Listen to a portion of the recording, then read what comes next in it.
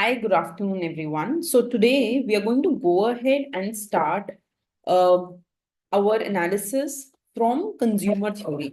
This is the very first class. The first few classes that we are going to go ahead and do, it will be on microeconomics, consumer theory. Then we will be moving ahead with macroeconomics.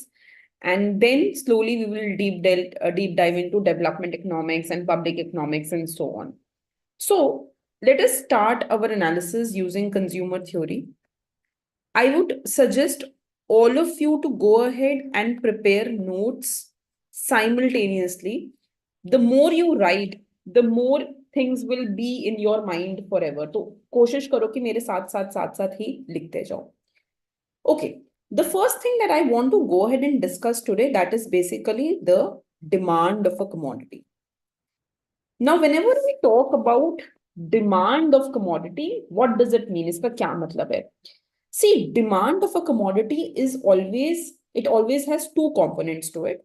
The first is willingness to pay. And the second is known as ability to pay. Willingness to pay means, do I want to buy something or not? So, if I don't have the willingness to pay for, say, a particular book, I will not buy it. तो willingness is important. क्या मैं कोई चीज खरीदना चाहती हूं या नहीं? Do I want to buy a particular commodity or not? That is the willingness to pay. Ability to pay comes from my pocket. It comes from the money that I have. So ability to pay comes with the money or the income that you have. Now, if you have both willingness to pay and ability to pay for a commodity, only then you will go ahead and demand that commodity. So we can go ahead and say that demand of commodity is willingness to pay and ability to pay for a commodity. Now, this demand is always dependent on price also, right? So, for example, the price of a commodity was 10 rupees, right? And my income was 15 rupees. So, I was able to buy the commodity. Now, imagine what will happen when price of the good will increase to 20 rupees. So, my income is still 15. So, if, for example, when my income was 15, price of commodity was 10, I was able to demand the good. Now, income is still 15, but price of commodity has increased to 20. I will not be able to buy the good. My ability is no more there to buy the good. So when I talk about demand of commodity, because we have to consider ability to pay also, so we will say that it is for a commodity at various price level. You may be able to buy it at one price level, but you may not be able to buy it at some other price level during a given period of time. Period is also important. That whether I am talking about that demand during 1 week, whether I am talking about that demand for a month, whether I am talking about that demand for 1 year or so on and so forth. So we can go ahead and we can say that the demand of commodity is the willingness and ability to pay for the commodity for at a given price level for a given period of time. This is the complete definition of the demand. Now let's talk about the law of demand. Very simple. So the law of demand says that there is an inverse relationship between the quantity demanded and price of the good. So as the price of the good will increase, whatever quantity you're demanding, it should decrease. There should be a negative relationship between the two. Now, whenever we talk about quantity demanded, remember the word quantity demanded is when we link demand to price. जब भी हम demand को price से link करते हैं तो price के लिए जो वर्ड यूज करते हैं that is called as quantity demanded. The word we use for demand that is called as quantity demanded whenever it is linked to price. Whenever it is linked to factors other than price, that is when it will be called demand. तब उसको हम demand बोलेंगे. But if it is linked to price, it will be called as quantity demanded. So we will quickly write down the law of demand. It says other things being equal. Now, what are these other things? I will just talk about these in a while. अभी बताऊंगी कि ये other factors है कौन से which affects the law of demand. But we are saying other things equal, right? Holding other things constant. There is an inverse relationship between price and quantity demanded. Now, corresponding to this demand curve, we can go ahead and we can make something which is known as a demand schedule, right? Demand schedule is nothing but just making a table. So I can just go ahead and say कि okay, जब price 10 था, quantity demanded 20 थी, price 20 हो गया, quantity demanded 10 हो गई. When I make this table, then this table basically this goes ahead and it it represents the demand schedule, right? Now let us go ahead and let us talk about the demand and quantity demanded. Okay, but I will talk about that at the end.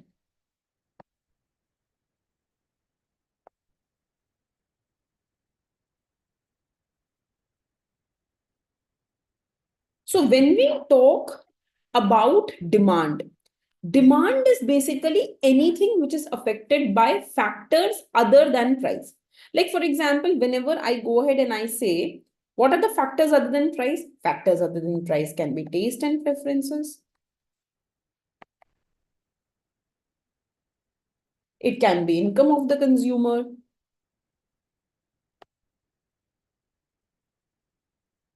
It can be price of related goods. It can be the advertisement, etc. So whenever we talk about how demand will be affected because of other factors, like if my taste develops towards iPhone, how the demand of iPhone will be affected. If my income increases, how the demand of iPhone will be affected. When the price of say OnePlus changes, how the demand of iPhone will be affected. So when we talk about other factors, जब हम बाकी factors की बात करते हैं, factors other than price, then these are related to demand. And when we talk about price, how price affects the demand, उसको बोल देते हैं quantity demanded. So we can say that quantity demanded is basically due to price and demand is due to factors other than price. We can go ahead and we can write this entire thing in the form of a mathematical function. इसको एक छोटे से function में लिख सकते हैं. So we can say that quantity demanded is a function of price, and we can say that demand is a function of income, price of related goods, taste and preferences, advertisement, number of consumers, and so on and so forth. So by doing these two things, by writing these two functions, we have gone ahead and we have explained the entire relationship. कि जब हम quantity demanded की बात करेंगे, it is inversely related to price of the commodity. And when we talk about the demand, it is related to income, price of related good, taste and preferences, advertising, and number of consumers. Let us quickly go ahead and let us try to understand each of this factor. So first factor is income. When we talk about income, there are basically two kinds of goods that we can come up with. One is called as normal goods and one is known as inferior goods. Normal goods basically go ahead and suggest that as your income increases, the demand of these goods increase. Right? For example, anything can be a normal good. Like for example, pizza, burgers, wheat, rice, etc. When your income is increasing, if you are demanding more of the commodity, जो usually होता है कि ज़्यादा income ज़्यादा demand, come income come demand. So when your income increases, if you go ahead and demand more of the commodity, then that good will be known as a normal good. On the other hand, an inferior good do not obey this relationship. They basically go ahead and have the relationship that as income increases, the demand of these goods decrease. Now, why the demand is decreasing? Because you will shift towards normal goods. Take an example. Suppose when you are in your college and you are not earning any money, you are using a phone worth 14,000 or 15,000. This is the phone that you are using. Ab kya hua? You get placed, you go for a job, and after you go for a job, you start using an iPhone which is worth 40,000. So when you will switch yourself towards an iPhone, you will reduce the demand for this earlier good that you were using. And this good will be an inferior good for you. Your income increased, you decreased the demand of inferior good because you shifted yourself towards the normal good. So inferior goods will not follow this income rule. They will say when income increases, the demand will decrease. So this is with income. Now, when we talk about related goods, we can go ahead and say that there are two kinds of related goods. First will be substitute goods, and second will be complementary goods. Substitute goods are those goods which are used in place of each other. Like for example, tea and coffee. Right? When the price of tea will increase, you are indifferent between tea and coffee. या tea consume कर लो या coffee कोई फर्क नहीं पड़ता. So when the price of tea will increase, you will shift yourself towards coffee. You will say, okay, let me consume more coffee. So the demand for coffee will increase. When the price of tea will decrease, the coffee drinker people will also shift towards tea. The demand of coffee will decrease. So substitute goods are those goods which show an inverse relationship between the price of the commodity and the demand of the related good and the demand of the substitute goods. There is this direct relationship, sorry. So when the demand for, when the price for tea will increase, the demand for coffee will increase and vice versa. Now let's talk about complementary goods. Complementary goods are those goods which are used together. Jin goods को हम एक साथ use करें वो complementary हो गए. An ideal example of complementary good can be pen and ink. Ink is used with pen, right? You cannot use a pen without refilling ink in it. So when there will be increase in the demand of ink, suppose there is, let's say, decrease in the price of ink, and this causes there to be increase in the demand of ink, indirectly you will be using more pens also. So there will be increase in the demand of pen. So in a decrease in the price of ink will cause increase in demand of ink. ये तो है ही, but it will also cause increase in demand of pen. And in that sense, we can go ahead and say that when the price of the good is decreasing, the demand of the related good is increasing. So there is an inverse relationship.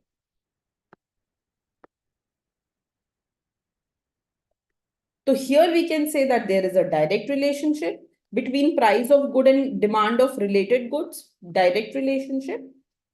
And there we can say that there is an inverse relationship.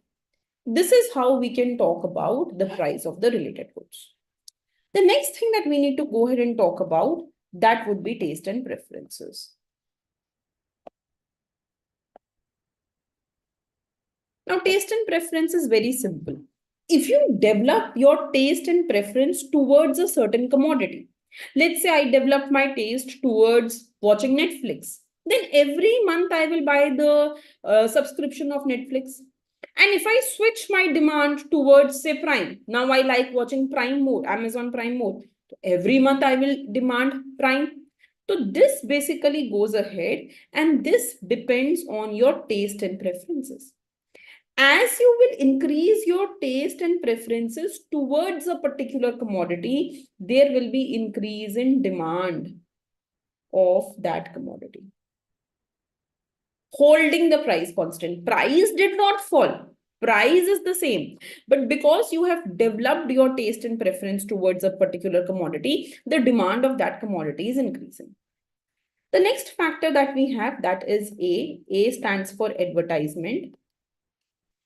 So advertisement simply goes ahead and says that if you will be watching more ads of a particular product, you will go ahead and demand more of that product. This is how human psychology works. So imagine that on TV every day, you watch this McDonald's sign. And now you are on a highway. Yahan pe there is McDonald's also, and there is Burger King also, or Burger King also. Every day you have watched the ad of McDonald's, McDonald's, McDonald's. So you will park your car here, na? You will demand your product from McDonald's, right? So whenever there is more advertisement of a product, when advertising increases for a product, you will go ahead and you will demand that product. आप उसी product की demand करोगे. This is how advertising works, right?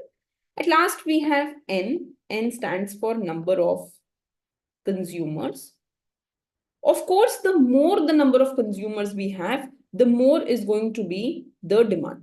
Yes, shopping malls definitely use this strategy of advertising. So they will ensure that you go ahead and you go towards their product. You are inclined towards their product. N stands for number of consumers. The more the number of consumers you will have, the more will be the demand for that product. Now let us go ahead and define the concept of market demand. So market demand basically can be defined as the total demand of all individual consumers who purchase the commodity. So if I add the demand of A plus B plus C plus D together, I will get the market demand of that commodity. So we can say that total demand of all individual consumers who purchase commodity at various prices in the market. That can be called as market demand, again, in a particular period. This is important that we define demand always in a period. Now, when we talk about individual demand curve, it is a usual downward sloping demand curve. A downward sloping demand curve where I have taken price here and I have taken quantity here. Remember, this is called as an inverse demand curve. Why inverse? Because usually we will always say that quantity depends on price. As price changes, we want to understand how quantity changes. So quantity should be taken on y-axis because it is depending on price. जो भी independent होता है, like here we are saying price is independent, quantity depends on price. So quantity should be taken on y-axis and price should be taken on x-axis.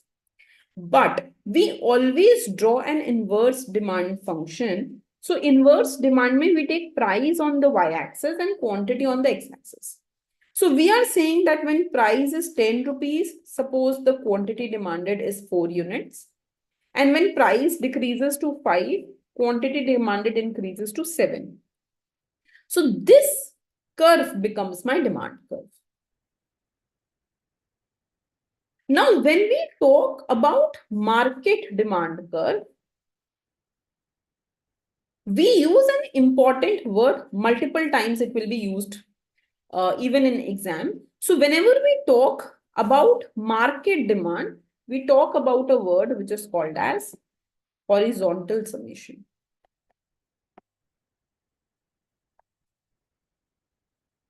By horizontal summation, we actually go ahead and we mean that we will add horizontally. It means we will add quantities for a given price level.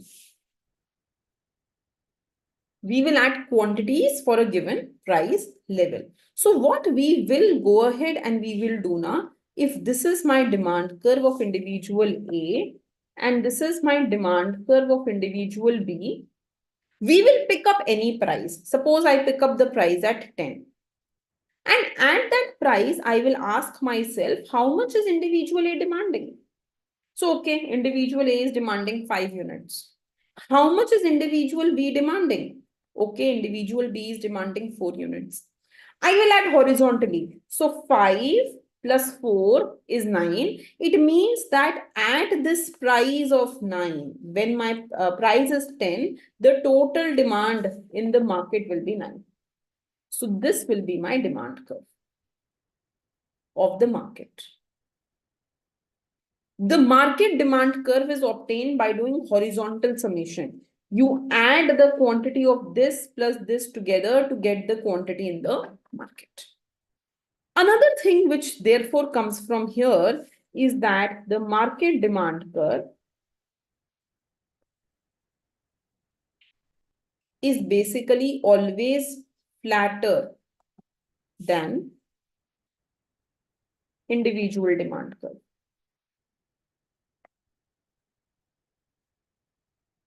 Why will it be flatter? It is flatter because it is showing you more quantity. This is the quantity which reflects 5. This quantity reflects 4, but this reflects 9. Right? Same. Suppose let's say that price has decreased to 9. When price decreased to 9, the quantity increased to 6. When price decreased to 9, the quantity increased to 5. So here 6 plus 5 will be 11. So when price is 9, I will go ahead and I will get 11 here. So you see that for the same change in price is changing by 1 unit. My total quantity here is changing by 2 units.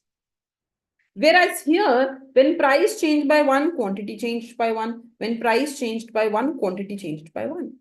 So the market demand curve is reflecting that the change in quantity when price changes will be more. That means that it is going to be a flatter curve. A flatter curve goes ahead and represents more change exactly because of horizontal summation. It reflects that there will be more change in the quantity when price changes, right? इसी को we can go ahead and we can link to elasticity of demand.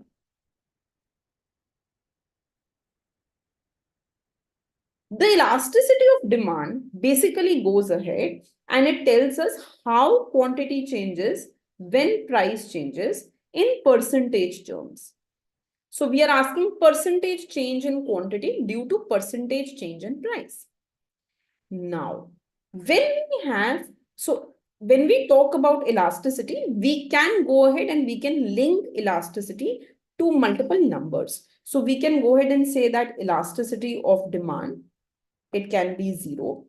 Elasticity of demand, it can be infinite. And elasticity of demand can be 1. Elasticity of demand can be less than 1. Elasticity of demand can be greater than. These are the 5 numbers that we go ahead and work with. Notice, when we talk about elasticity of demand, remember that when price will increase, quantity demanded will decrease. When price will decrease, quantity demanded will increase. Meaning these two, numerator and denominator, will be going in opposite direction. So because of this, we should be aware that the elasticity of demand should be negative because price and quantity are moving in opposite direction. Here I have written positive, positive, positive. It means that I am talking about elasticity in the absolute terms. मैं उसकी सिर्फ number की बात कर रही हूँ. It means that when you will see an elasticity of -4, I will simply consider it in the absolute terms as 4. और मैं इसको यहाँ पे I will just categorize it here where elasticity of demand is greater than 1. So on that basis, we will have 5 kind of elasticities of demand. When we talk about this type, this basically goes ahead and says that here we have perfectly inelastic demand. So what is this saying? This is saying that the percentage change in quantity demanded due to percentage change in price is 0. That means that there is no change in quantity demanded when price is changing. ये change ही नहीं हो रहा है. This is 0. So in such cases, when we go ahead and we make the demand curve, we will say that there is no change in quantity. You can continuously change the price, but your quantity will not go ahead and not change, right? On the other hand, when we talk about this case, this says there is infinite change in quantity. So we are saying that percentage change in quantity demanded due to percentage change in price is infinity. Now we know mathematically that when anything is divided by 0, it gives me infinite. So indirectly it means that there is no change in price. I need to show this thing. That means that at the same price, I will have different changes in the demand. Demand can be 4 also, it can be 5 also, it can be 6 also, 7 also, and so on and so forth. So this demand curve represents a perfectly elastic demand curve. This is called as perfectly elastic, where my demand is, elasticity of demand is infinite. Then we talk about elasticity of demand being 1. In this case, we actually go ahead and represent it using something which is known as rectangular hyperbola. Why? See, when we say that elasticity of demand is 1, it has a property that you will always incur same expenditure on the good. You will always incur same expenditure on the good. It means that my price into quantity will always remain unchanged. So if my price is 10, I am demanding 20 units. My expenditure is 200. Suppose my price increases to 20 and demand falls to 10. What is my expenditure? My expenditure is still 200. So if my expenditure is unchanged, when price is changing, then it represents unit elastic. Now, one property of this kind of curve, rectangular hyperbola, is that the area under these curve is same. Area under curve is always the same. So, for example, if I take price as P1 and quantity as Q1, then area will be this, price into quantity. If I take price as P2, so यहाँ से demand will come as Q2, area will be this, price into quantity. The property of this curve is that the area remains the same. माने P1 Q1 will be equal to P2 Q2. And P1 Q1 is what? Expenditure on good at price P1. P2 Q2 is what? Expenditure on good at price P2. So if expenditure is the same, doesn't it mean that elasticity is 1? This is what we just wrote. So we have linked rectangular hyperbola to actually the elasticity. We are going ahead and saying that whenever our elasticity of demand is 1, this will incur when you incur the same expenditure on the good. And this curve represents the same expenditure on the good. ये show कर रहा है that the expenditure on the good is the same. Now comes the last two curves. So when we talk about elasticity of demand less than 1, it actually goes ahead and it represents, yes. So elasticity being 1 means percentage change in quantity demanded due to percentage change in price is 1. So it represents percentage change in quantity demanded is equal to percentage change in price. Correct. Now, when we talk about elasticity of demand less than 1, it means percentage change in quantity demanded due to percentage change in prices less than 1. So, percentage change in quantity demanded is less than percentage change in price. So, price is changing by more amount and quantity is changing by less amount. So, it reflects something like this. If I take P here and Q here, something which is steeper. See, when it is steep, it means that change in price is more and change in quantity is less. You see that the change in quantity is coming out to be less. There is less change in quantity. This represents the percentage change in quantity. And this the change in price. So price is changing by more amount and quantity by less amount. It means that we have inelastic demand curve. It's called as inelastic demand curve. And for inelastic demand curve, you will have steeper demand curve. Okay. Now let's talk about elasticity of demand greater than 1. तब क्या होगा अगर elasticity more than 1 है? So it's just the opposite. Percentage change in quantity demanded due to percentage change in price is greater than 1. Percentage change in quantity demanded is greater than percentage change in price. So demand is changing more and price is changing less. So I will have an elastic demand curve in which we can show that there is less change in price and more change in quantity. So quantity is now changing more and price is now changing less, right? And we can go ahead and we can say that this will be elastic demand curve, right? So from here, we can go ahead and we can conclude because the market demand curve was a flatter demand curve. It was a flatter demand curve. So we can go ahead and say that it is more elastic. Same change in price आया, एक से price में change हुआ था, but यहाँ पे quantity changed by 2 and यहाँ पर quantity is changing only by 1. So we can go ahead and say that market demand curve is more elastic and individual demand curves, they are less elastic. This is another important statement that we can go ahead and we can make. Okay, now let's talk about the exceptions to the law of demand. So when we talk about the exceptions to the law of demand, there are two main exceptions that we need to go ahead and study.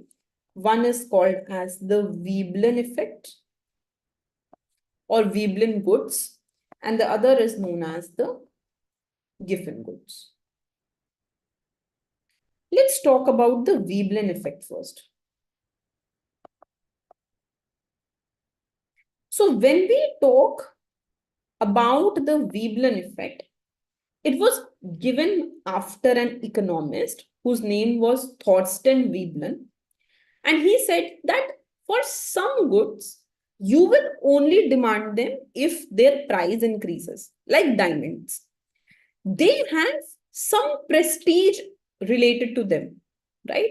And if their price will decrease, so you will not demand them. कोई sense ही नहीं उसको demand करने का, अब तो prestige ही नहीं रही. It does not show any status symbol anymore, so you will not demand them. So there are goods which are associated with prestige, with status, and therefore you will go ahead and you will demand them only when the price of these goods is increasing. When the price decreases, the demand will also decrease. So we can go ahead and say that this is proposed by economist Thorsten Veblen, and he suggested that some consumers link their utility to the price of the good. Link utility to price means what? It means that as price increases, utility increases and vice versa. So for example, diamond. So since you are getting more utility from diamond only when its price is more, you will demand them only when its price is more, not obeying the law of demand. The other effect that we have, that is called as given goods. So when we talk about given goods were discovered by Sir Robert Giffen. And he said, Dekho, let's take an example of a worker whose income is very low. And this worker is consuming bread and meat. Now what happens is he is able to just buy 1 unit of meat and say 5 units of bread. In this case, suppose when the price of bread will increase, agar bread ka price बढ़ जाएगा, to consume bread, he will require more money. So when he will require more money to consume bread, he won't be able to demand this 1 unit of meat that he could. And therefore, he will have to allocate all his income on bread. अब meat तो खरीद नहीं पा रहे because I don't have money to buy meat. I don't have enough money. तो जितना भी income है, I end up spending on bread only, right? So when I end up spending my money on bread, it is like saying that I am increasing the demand of bread itself because I will not have enough money to buy meat because each unit of bread is now costing me more. Right? So basically, he went ahead and he said that when the price of the commodity will increase, and this commodity is not a very good kind of commodity. It's a very inferior kind of commodity. But because I am a person with less income, agar iska hi price बढ़ जाएगा and I have to spend more money per unit on this good, I will not be able to afford good quality things, and hence I will end up spending all my money on this good. So when its price will increase, my demand will also increase. So let's quickly write this down, that this was observed by Sir Robert Giffen, who suggested that when price of given good increases, low paid workers end up spending more money on given goods, and hence increase the demand of given goods. Right? This is how given goods go ahead and work. Okay. Now, what we should be going ahead and doing is the concept of derived demand.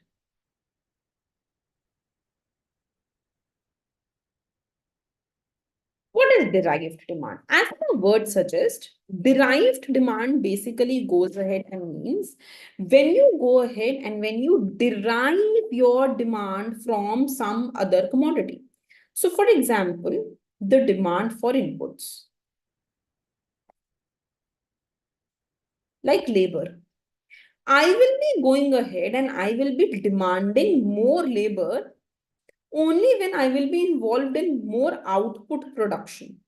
So if I will be involved in, say, producing more apples, and to produce more apple, I require more labor. So when demand for apple will increase, the demand for labor will automatically increase. This can be called as the concept of derived demand. So goods that derive their demand from other goods. Labor is deriving its demand from apple. Those goods that derive demand from other goods, they are called as derived demand. इसको हम लोग derived demand बोल देते हैं. We call that as derived demand. Okay. Now let us go ahead.